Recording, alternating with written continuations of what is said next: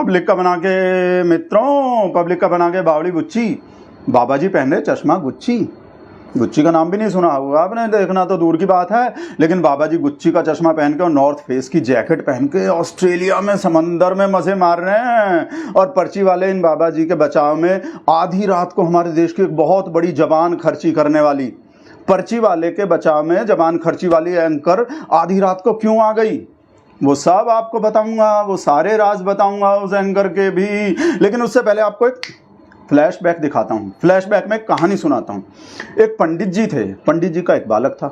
बालक का पढ़ाई लिखाई में बिल्कुल भी मन नहीं लगता था, बहुत कमज़ोर था और कोई और टैलेंट भी नहीं था। जैसे किसी बच्चे में संगीत का टैलेंट होता है, पेंटिंग का टैलेंट होता है या स्पोर्ट्स का होता है बच्चों में ऐसा टैलेंट, लेकिन उस बालक में, पंडित जी के उस बालक में कोई भी टैलेंट नहीं था। पढ़ाई लिखाई में बिल्कुल मन नहीं लगता था, आवारागर्दी करता था।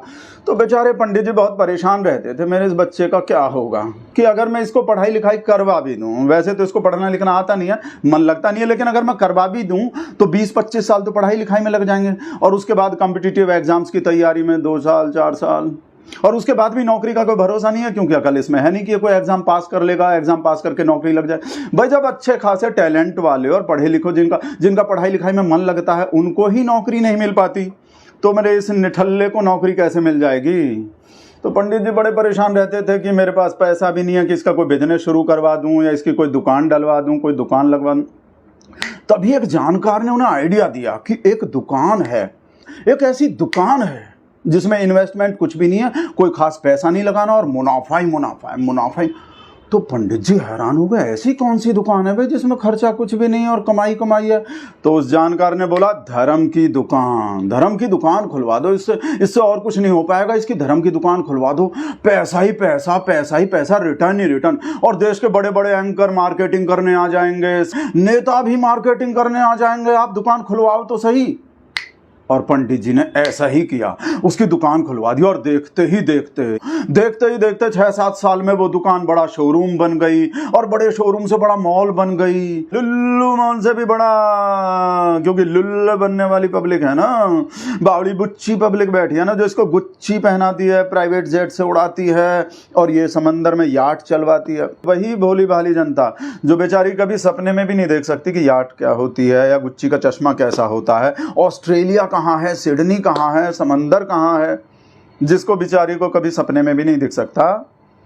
और वो ये वाली हमारी एंकर, ये पर्ची वाले बाबा की जबान खर्ची वाली एंकर आधी रात को क्यों आई बाबा के सपोर्ट में और क्या बोली थी, वो तो मैं आपको बताऊंगा। भाई देखो, मैं क्रोनोलॉजी के हिसाब से चलता हूँ, मैं शाह जी को बहुत मानता हूँ, तो मैं आपको क्रोनोलॉजी के हिसाब से बताऊंगा, क्रोनोलॉजी के हिसाब से। उससे पहले आपको बताता हूँ कि ये नफरत और अंधविश्वास फैलाने वाला पाखंडी जिस वक्त ऑस्ट्रेलिया में ये सारे मज़े मार रहा है, उस वक्त हमारा देश अहमदाबाद विमान हादसे के शोक में डूबा हुआ है।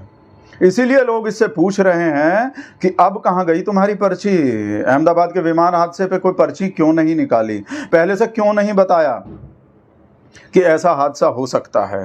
ये जो पर्ची निकालता है इसका तो डायरेक्ट भगवान से कनेक्शन है, भगवान का फ़ोन नंबर है, भगवान से डायरेक्ट फ़ोन पे बात करता है जी। अच्छा, ये अर्जी किसकी थी बच्ची की, जरा दृष्टि पाठ कीजिए, किसके पास थी? सेनापति जी से जरा बात करवाइए ना हमारी।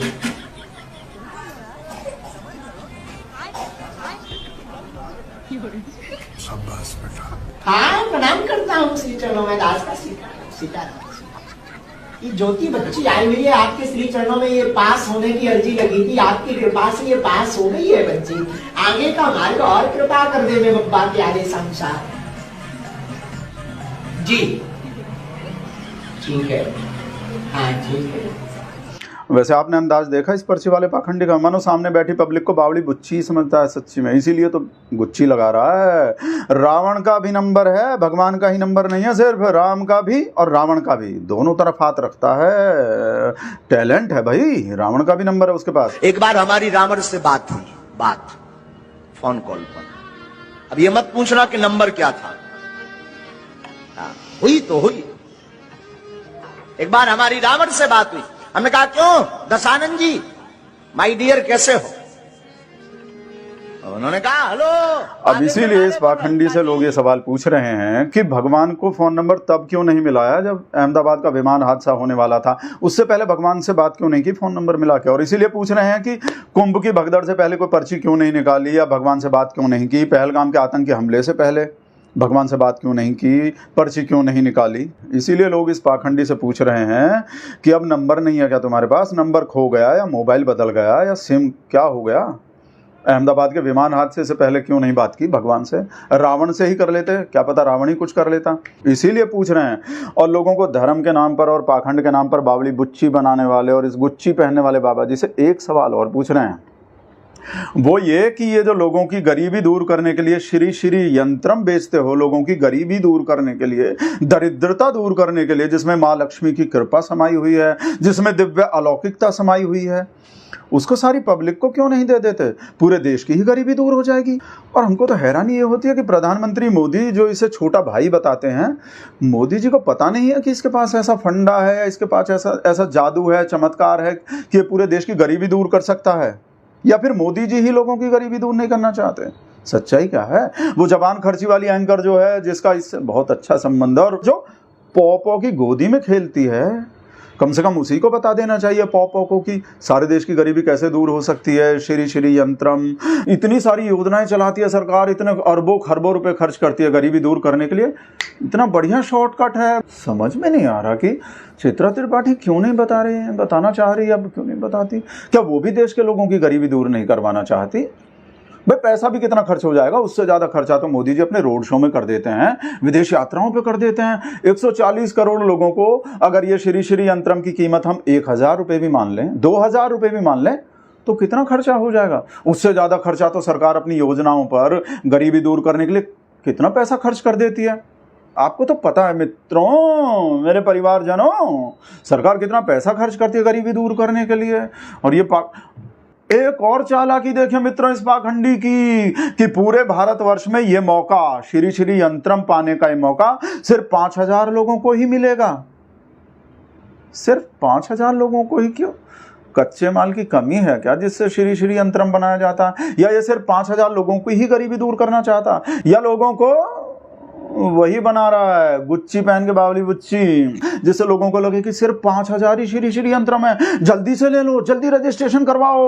और ये भी लिख रखा है कि भाई ठगों से सावधान रहें। अपने आप से नहीं बोल रहा है कि मुझसे सावधान रहें, ठगों से सावधान रहें। हमारी कोई और शाखा नहीं है, हमारी एक ही शाखा है, बावली बनाने के गुच्ची पहन के, साफ लिख रखा है, जल्दी से रजिस्ट्रेशन करवाओ। अब आते हैं असली वाली बात पर, जिसका इंतजार आप इतनी देर से कर रहे हैं। पर्ची वाले इस बाबा की जबान खर्ची वाली एंकर जो है, वो आधी रात को, रात के 1:45 बजे बाबा के बचाव में क्यों आई, अब आपको वो बताता हूं। जो महंगाई पर, बेरोजगारी पर, गरीबी पर, अशिक्षा पर, किसी भी और मुद्दे पर दिन के 1:45 बजे भी ट्वीट नहीं करती, नहीं करेगी, वो एक इस पाखंडी के बचाव में रात के 1:45 बजे भी अपने आप को, चित्रा त्रिपाठी का जिससे कोई लेना नहीं देना नहीं, ना वो चित्रा त्रिपाठी को कुछ बोल रहा था, कुछ भी नहीं, कुछ भी।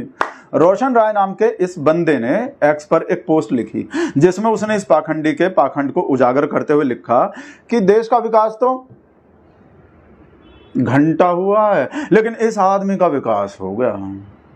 बस फिर क्या था, इतना सुनना था चित्रा त्रिपाठी का, वो तो एकदम बचाव में, पर्ची वाले के बचाव में अपनी जबान खर्ची करने आ गई। अंधेरी रातों में सुनसान, अंधेरी रात में ऐसा ट्वीट कर दिया। और देखिए लिखा क्या है, उस पाखंडी के बचाव में क्या लिख रही हैं कि अगर बागेश्वर बाबा रूहबिका मुंह में लेकर चम्मच, चांदी का चम्मच लेकर पैदा होते और अगर बड़े घर के होते, बड़े बाप की संतान होते, तो उन्हें इन सब बातों का सामना नहीं करना पड़ता। वो तो बेचारे गरीब हैं और अपनी काबिलियत के दम पर बड़े बने हैं, इसलिए एक तबके की आंखों में बहुत चुभते हैं, अपनी काबिलियत के दम पे। चित्रा त्रिपाठी जी को लगता है कि ये पाखंडी, अंधविश्वास और नफरत फैलाने वाला जो है, अपनी काबिलियत के दम पे बड़ा बना है। इसलिए लोग कल कल रात से ही पूछे जा रहे हैं कि चित्रा दीदी हमें भी तो बताओ वो कौन सी काबिलियत है इसकी, लेकिन कोई जवाब ही नहीं दे रही है। चित्रा त्रिपाठी मैम, लोग हाथ जोड़ जोड़ के पूछ रहे हैं, लोग मिन्नत कर रहे हैं, प्लीज दीदी बता दो ना कौन सी काबिलियत है। लेकिन दीदी तो बता ही नहीं रही, दीदी डर गई शायद, पता नहीं। इसीलिए लोग अब शक कर रहे हैं। गुच्ची वाले बाबा जो नफरत फैलाते हैं, पाखंड फैलाते हैं, अंधविश्वास फैलाते हैं, इसमें इन एंकरों का भी कोई फायदा है क्या? लोग पूछ रहे हैं ऐसा। हाँ, हम नहीं पूछ रहे, लोग पूछ रहे हैं, और चित्रा त्रिपाठी की जवाब ही नहीं दे रही। चलिए खैर, हम भी इंतजार कर रहे हैं, लोगों के साथ साथ हम भी इंतजार कर रहे हैं चित्रा त्रिपाठी के जवाब का, कि वो बताएं कि कौन सी काबिलियत है। हाँ, एक काबिलियत तो हो सकती है भाई, हो सकता है सच बोल रही हो। पाखंड फैलाने की काबिलियत तो है, नफरत फैलाने की काबिलियत तो है, अंधविश्वास फैलाने की काबिलियत तो है ये पर्ची वाले बाबा में।